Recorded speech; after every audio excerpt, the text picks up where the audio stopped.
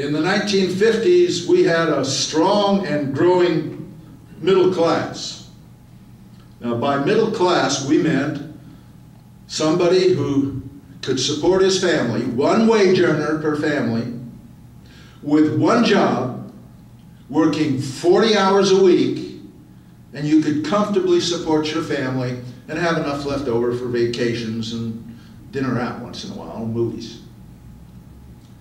Now, how many families can do that today? Most of our families have to have 2 wage earners and an average of 2.5 to 3 jobs per family just to get by. But because productivity has doubled over and over and over since the 1950s, American workers now should be able to support their family with one wage earner, one job, working 2 days a week, and have lots of money left over. What has happened is that the corporations have stolen from us, and the banks. The banks get bailed out by the federal government, which has to borrow from the Federal Reserve, which is about as Federal Express. And so the government borrows money. We have to pay interest on that money, hundreds of billions of dollars a year, to the Federal Reserve and its owners, private persons, including the Queen of England and so forth. And then the banks, in theory, are supposed to turn around and lend that money to us, and we pay interest on that. So we pay interest on the same money twice. And that money was never theirs in the first place. They just created it out of thin air. The owners of the Federal Reserve System don't have a penny of their own money at risk. Not a penny. And yet they make hundreds of billions a year in interest from us. The whole system is geared to siphon money from us, the working people, up to the top, to the big bankers and the CEOs, stockholders of the big corporations.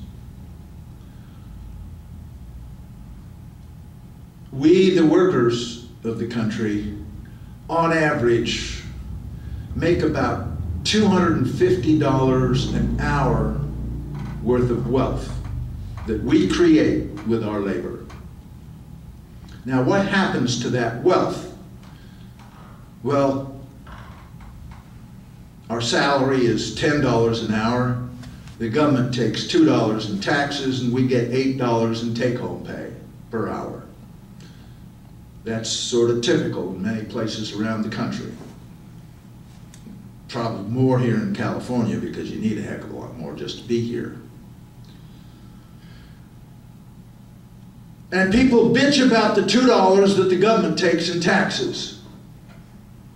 But they don't say anything about the other $240 in wealth that they create that is taken away from them. And it's taken by the corporations for profit and overhead. Now, that's a heck of a tax. It's 12 times as much as the government taxes at all levels. And it gets away with it because the government allows the corporations to write the rules and regulate themselves. So we have all of these evils that are due to corporate domination of government. What do we do about it? Well, we have to break the power of the corporations over the government. And we have tried through campaign finance reform. After an awful lot of work, we got that through, and the Supreme Court just finished a couple of months ago throwing it all out. and saying that corporations have a First Amendment right of free speech to spend as much money as they want buying up voters, buying up congressmen, buying up elections. Well, my old friend Granny D, who passed away a couple of months ago, always said, corporations are not people and money is not speech. And she was right. The first thing we have to do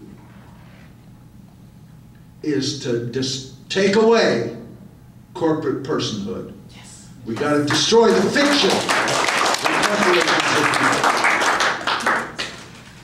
Now, because of the kind of Supreme Court we have, that's going to take a constitutional amendment.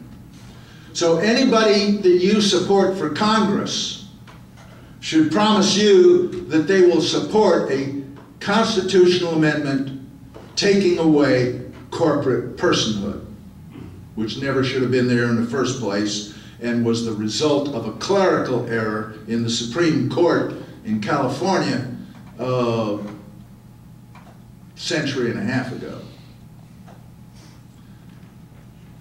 Now, there are some other things we should ask of any person running for Congress before we support them.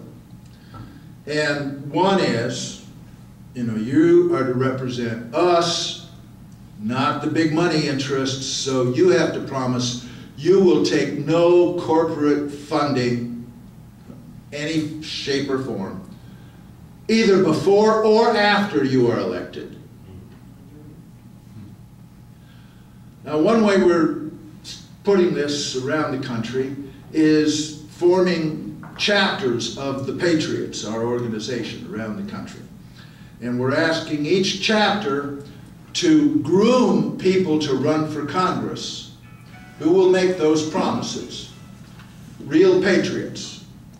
And if we can get, and it's a little late for this year, those who haven't started yet, but in 2012, if we can get all around the country patriots running in both the Democratic and Republican primaries, we can get somewhere and we can win some elections. And if you can only find one person, have them run in the primary against the incumbent. Let's get the incumbents out, with the exception of a handful of people around the country like Ron Paul and Dennis Kucinich and Alan Grayson and Barbara Lee. There are a few folks that, I'd say, hey, leave them in there. We can work with them because they want to serve the people. For the rest of them, get rid of them. So that's what we're doing, and if you guys form a chapter of the Patriots here, we'll help you all we can. When I get back to Florida in October, we'll put together a list of all of our contacts in this congressional district and send it to you. Give you whatever help we can in replacing members of Congress who serve the big money interests.